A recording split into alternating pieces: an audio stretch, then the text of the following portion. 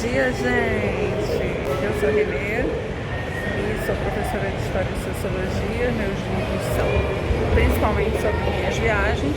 Esse aqui é o Ivan, meu companheirinho de viagem, e a gente está em São Paulo e viemos no Museu do Futebol, que é aqui no estádio Pacaembu. E eu vou mostrar um pouco desse museu com comentários de Ivan, que entende mais de futebol do que eu, né? Eu vou fazer os comentários técnicos e profissionais.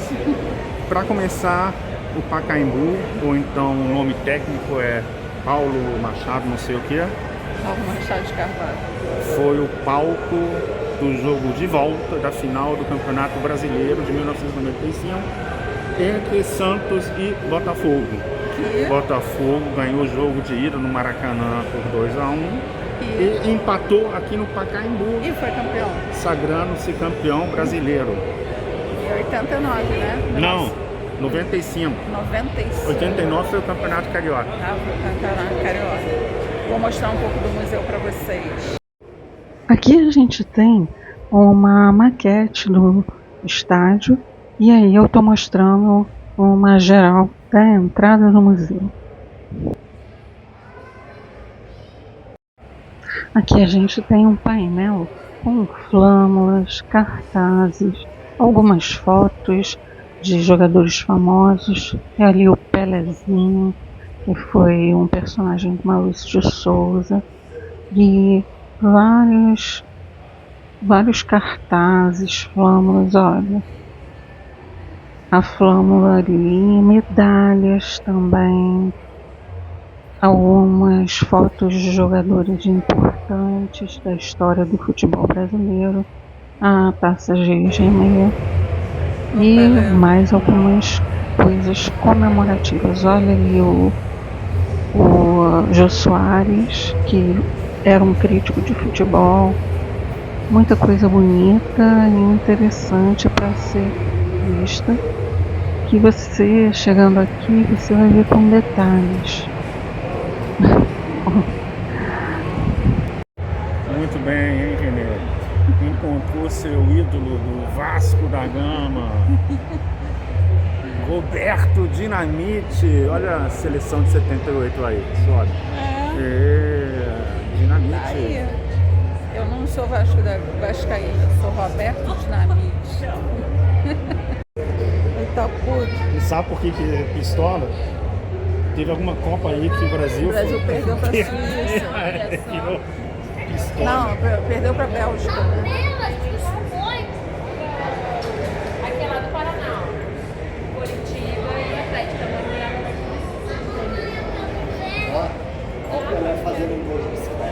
A imagem do menininho chorando porque perdeu a Copa.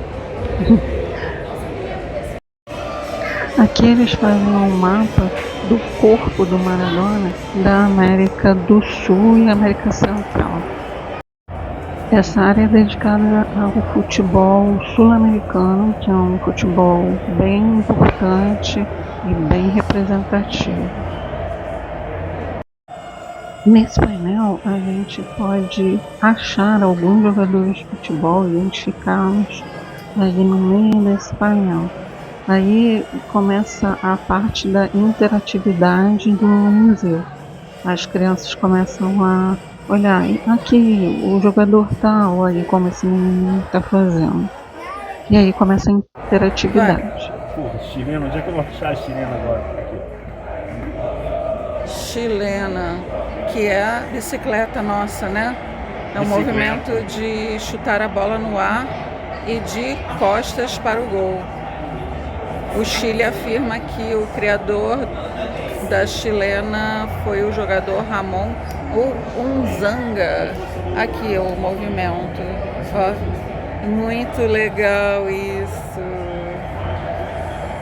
Aí tem outras palavras aqui. Rolinho. Que Rollito.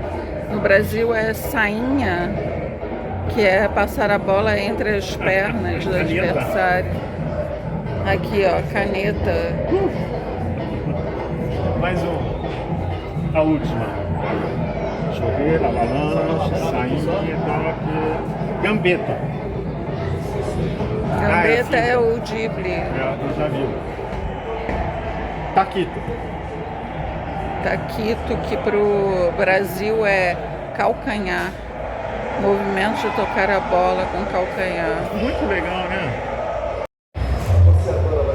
É claro que não podia faltar Pelé aqui, grande representante do futebol brasileiro, né? Aqui nesse painelzinho mostra que não importa o lugar, mas as pessoas vão jogar futebol. Seja na areia, seja na quadra, seja num campo de terra batida ou na grama. Aí a gente tem reflexos de jogadores importantes e eles vão mudando a cada momento. Aqui a gente tem os principais jogadores da história do futebol, principalmente do futebol brasileiro. A nossa Marta, Milton Santos, Pelé, Romário, Sócrates, o Zagallo, o Ronaldo, Julinho Botelho, Bebeto, Djalma Santos, muitos jogadores aqui que foram importantes para o futebol. Estou ali orgulhosíssimo tirando foto.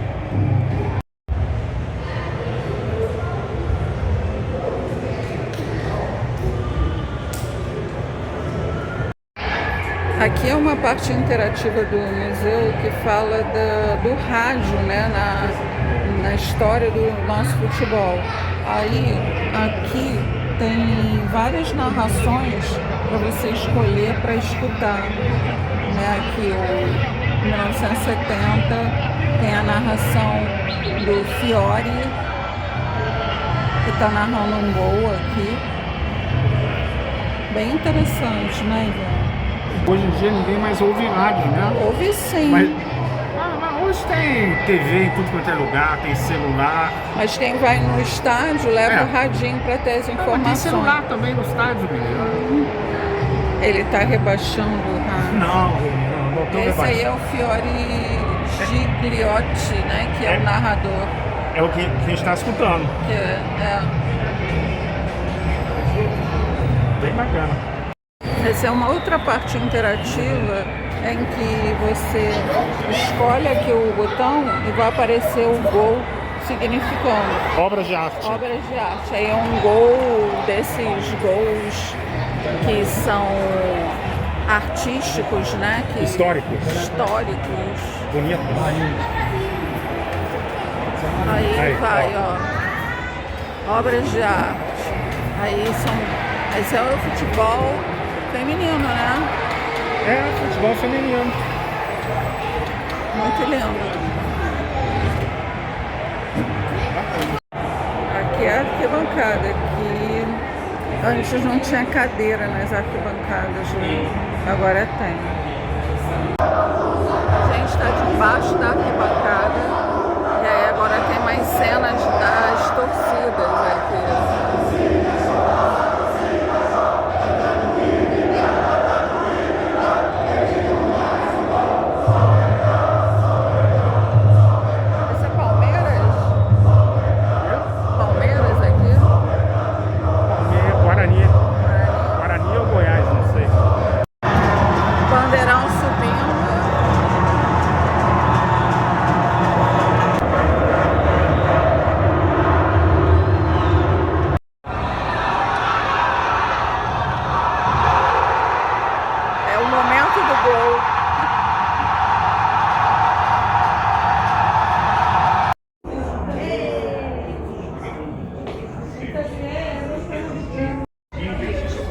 Aqui é um pouco da história do futebol, que era um esporte de elite, só a elite participava, e ele foi se tornando um esporte popular, né? No início o povão não participava do futebol, negros não participavam do futebol, e isso foi mudando com o tempo, né? aqui lá no Timbal. Isso começou a mudar isso, com os imigrantes vindo. E aí o futebol foi se popularizando aos poucos.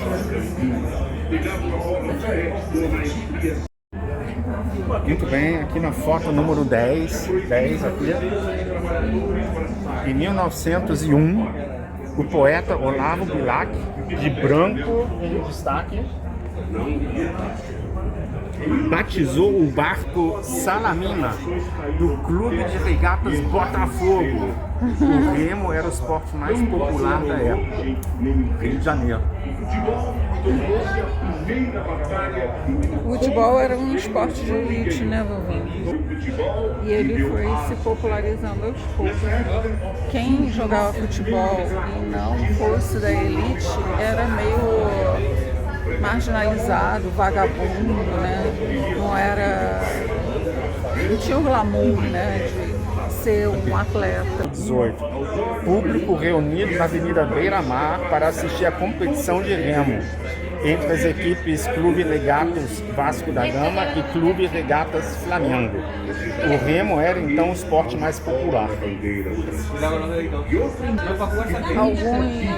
Eu acho que todos, né, os times cariocas começaram com o remo e depois eles foram pro futebol. Então essa foto número 20 aqui é pro meu amigo Cláudio, o aristocrático grupo de fundadores do América Futebol Clube Rio de Janeiro, 1905.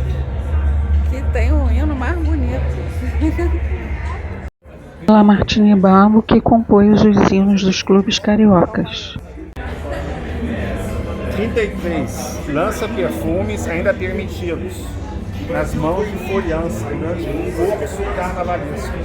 São Paulo, década de 20. Foram jogados na rua. E a elite? Aqui nesse painel mostra um pouco da mistura da cultura brasileira com o futebol. A música, o futebol, a dança, tudo isso.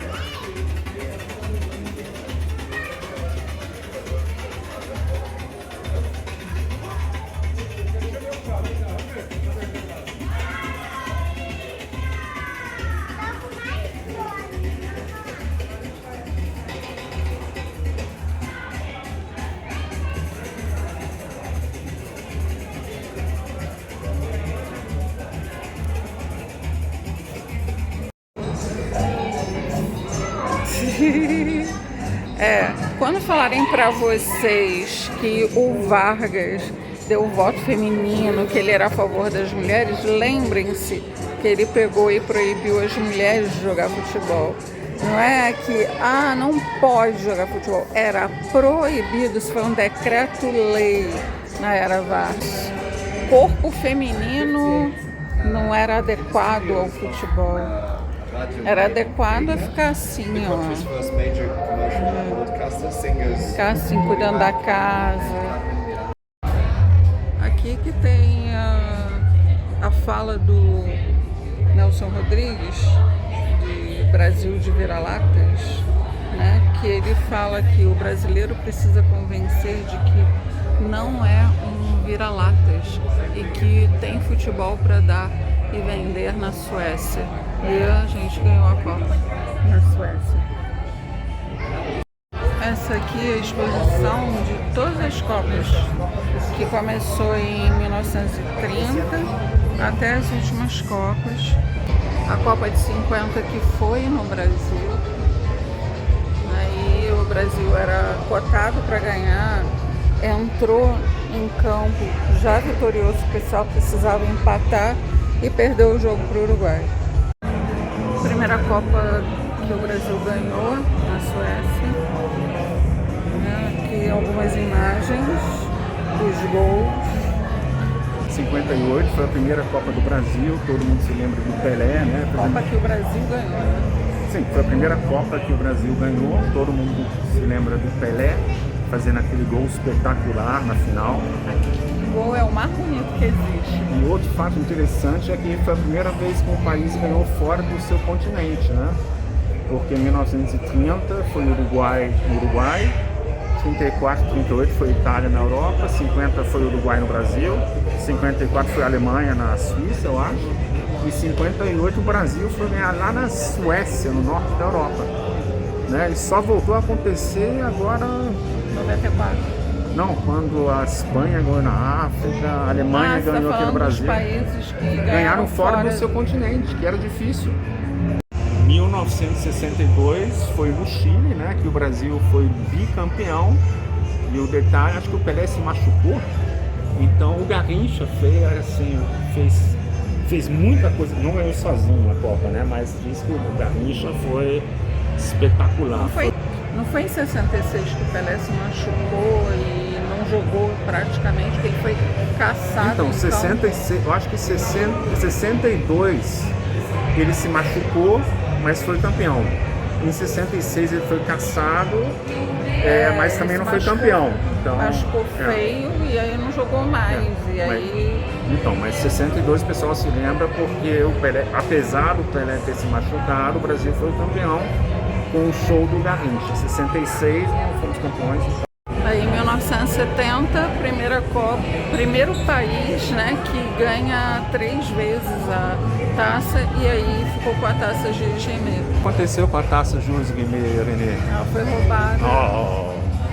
Deixaram o original exposto e a réplica guardada. Né? Estranho. Em 1970, o Brasil foi tricampeão, incontestável, vitória de 4-1 sobre a Itália, mas 1970 também vai para sempre ser lembrado pela semifinal Itália e Alemanha, que foi com a prorrogação, houve a Itália ganhando, ora a Alemanha estava ganhando. Foi um jogo disputadíssimo. Foi o jogo do século, a Itália acabou se classificando, acho que foi por 4-3. E os 3, né, tanto o Brasil, a Itália e a Alemanha poderiam ser tricampeões, né? Não era isso? Não, a Itália... A Itália ia ser tricampeão se o Brasil não tivesse ganho. A Itália já tinha sido bicampeã, o Brasil... Não, a Alemanha acho que era só uma vez. A Alemanha foi ser bicampeão em 74. Então... no jogo do Brasil e Itália, quem ganhasse ia ser o primeiro tricampeão da história da Copa do Mundo. Né? Assim como em 1994 também, ia ser o primeiro tetracampeão. Em 94, tanto o Brasil quanto a Itália poderiam ser tetracampeões e o Brasil foi.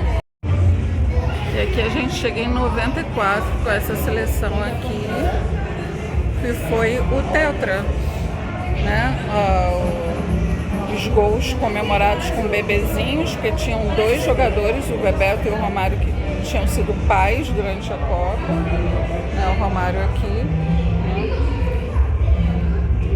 Foi um dos pênaltis. A Copa foi tecnicamente muito fraca, né? Essa seleção no Brasil, destacaram-se o Romário, o Bebeto, o Tafarel. Mas, tá vendo ali, o Raí, camisa 10, não vingou, saiu logo no começo da Copa. Entrou o Zinho, que era enceradeira. O meio de campo tinha o Mauro Silva e o Dunga, 2 fatores, né? Fomos campeões, tudo bem. Mas não é aquela Copa que... Não é aquela Copa que a gente lembra de, futebol maravilhoso. A gente estava com um jejum grande, né, de 24 anos, que 24 anos. 24 anos de jejum. Que nem hoje também, 24, né? Já está em 24 anos, está na hora de ganhar de novo uma Copa, né? A gente estava com um jejum grande aí, mas o tetra veio. As outras seleções também estavam, né? A Itália só tinha o Baggio, tanto que os destaques foram, né? O Stoichkov da Bulgária, que foi acho que foi para a semifinal, o Raj da Romênia. Então, todas as seleções estavam bem fracas, foi uma Copa tecnicamente bem fraca. Eu acabei não filmando a seleção de 2002, que foi campeã na Copa da Coreia e do Japão, em que a final foi no Japão. Essa é uma área só sobre o Pelé, e aqui a gente tem uma camisa dele do Santos, que ele foi bicampeão 64 e 65, camiseta bem surradinha, ali o rei do futebol, né? Aqui uma camisa do Maradona autografada. fotografada por ele.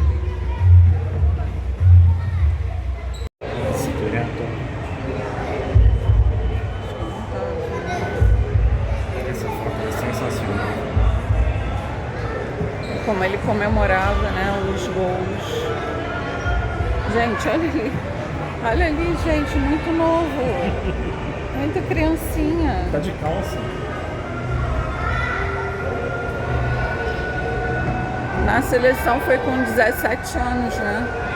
17 anos ele foi campeão, né? Eu não conheço muito bem a história do... Acho que foi 17 anos. 17 anos. Na Suécia.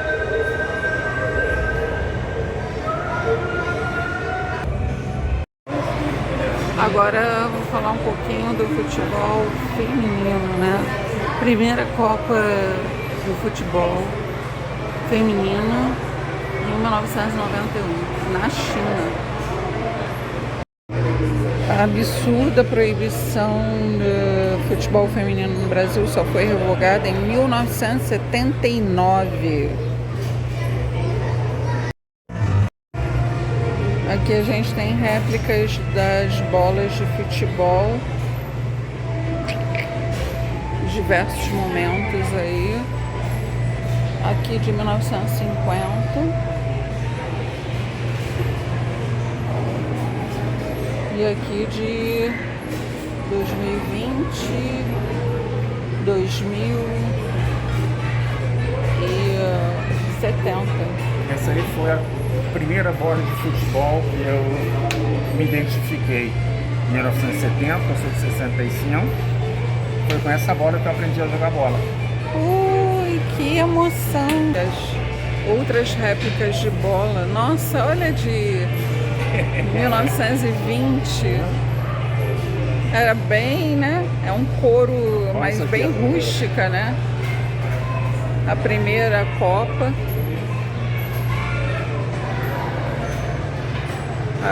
Nossa, que diferença, né?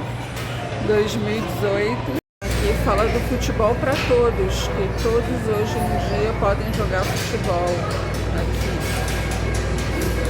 Futebol para cegos, para outras deficiências, futebol down. E assim vai. Temos a história da camisa amarela, o clássico vovô que é Botafogo e Fluminense. Aqui contando a história um pouco das torcidas organizadas, torcida LGBTQIAPN+, a torcida das mulheres, a nossa craque Marta.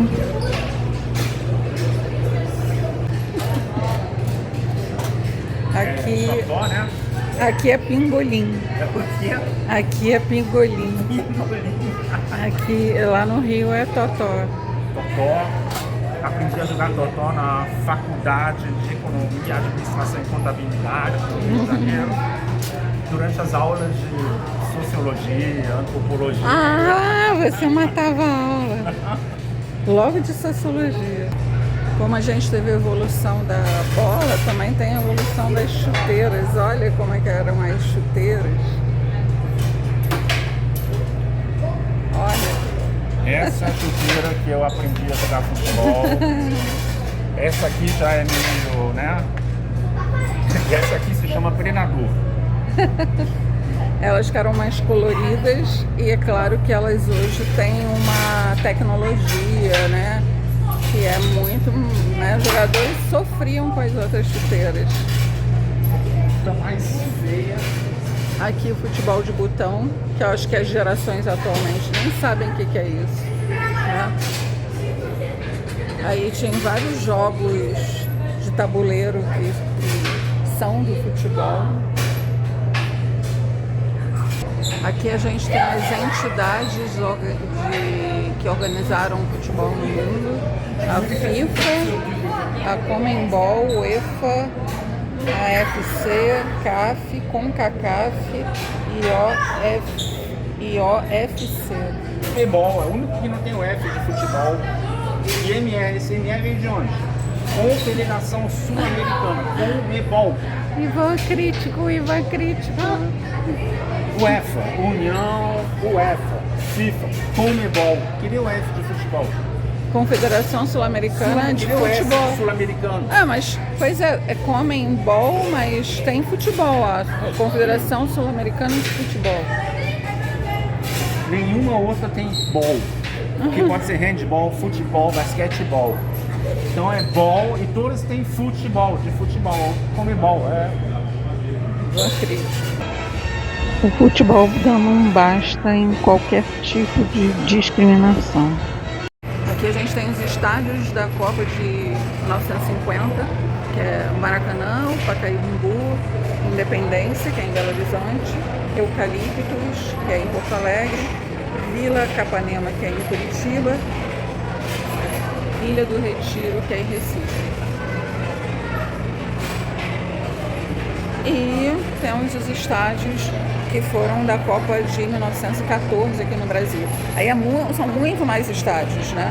A gente tem o Maracanã, Beira-Rio, que é em Porto Alegre, o Mané Garrincha, que é em Brasília, a Arena Pernambuco, que é em Pernambuco, a Arena Corinthians, que é aqui em São Paulo, a Arena Pantanal, que é em Cuiabá, Castelão, em Fortaleza, Arena Amazônia, em Manaus, Mineirão, em Belo Horizonte, Arena Dunas, em Natal, Fonte Nova, em Salvador e Arena da Baixada, em Curitiba.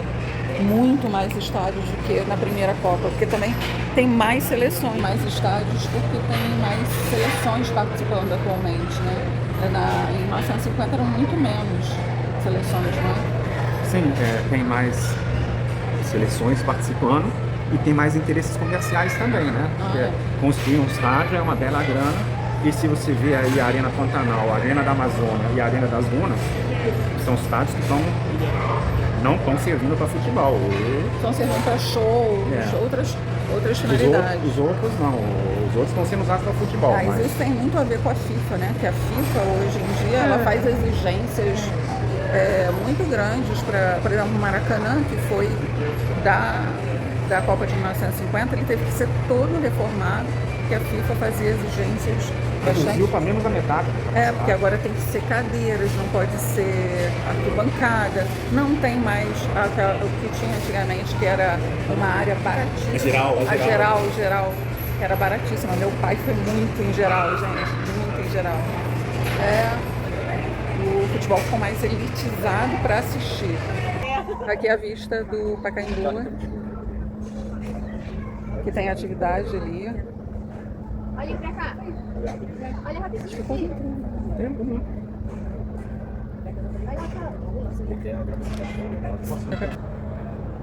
E a gente termina aqui o vídeo de hoje, que foi sobre o museu que tem aqui no Pacaembu. A gente promete que a gente vai fazer no Maracanã. A gente vai fazer no Maracanã.